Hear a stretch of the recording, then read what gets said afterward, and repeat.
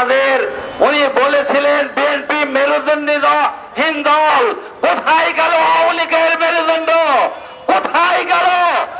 আওয়ামী লীগের সাধারণ সম্পাদক বলেছিল খেলা হবে, আরে কার সাথে খেলবে? তোমার কেউ নাই, খেলা হবে এখন আমরা খেলবো, তোমরা দেখবে। আজকে তোমরা দাড়ি মোজ কেটে মুড়া থেকে বেশ নিয়ে দেশ থেকে পলায়ন করার চেষ্টা করতেছ। উপস্থিত শুধু আপনাদের সজাগ করে দিতে চাই, বর্তমান আমাদের পার্শ্ববর্তী দেশ ভারত দেশ থেকে বিভিন্ন ফেসবুকের মাধ্যমে লঘু সম্প্রদায়ের উপরে হামলা করা হচ্ছে।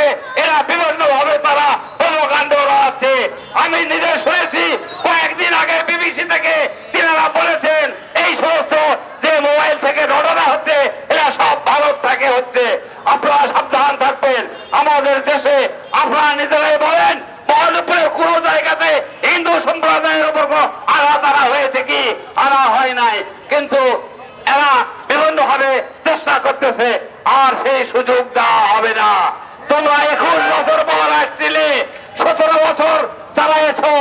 হাসিনা তোমার মৃত্যুর আগ পর্যন্ত আর তুমি বাংলাদেশে ফিরতে পারবে না। যদিও ফিরতে আসো তোমাকে ফাঁসি দিয়ে ঝুলাবে। তুমি যত ছাত্র ছাত্রী যত মায়ের কোল খালি করেছো ক্ষমতার জন্য, এদের অভিশাপে তুমি ভেসে গেছো ভারতে।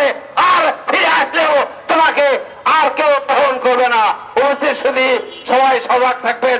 সকলে সুস্বাস্থ্য কামনা করে আমি আমার বক্তব্য শেষ করতেছি। সকলে যারা মারা গিয়েছে তারা তাদের রুহের মাগফিরাত কামনা করতেছি, খালেদা জিয়ার সুস্থতা কামনা করতেছি। উপস্থিত শুধু আপনারা জানেন আমাদের নেত্রী অসুস্থ, সবাই দোয়া করবেন। আমাদের নেতা আগামী দিনের ভবিষ্যৎ রাষ্ট্রনায়ক তারেক রহমান, উনি ফিরবেন বীরের বেশে। সকলের প্রতি সালাম, আসসালামু আলাইকুম।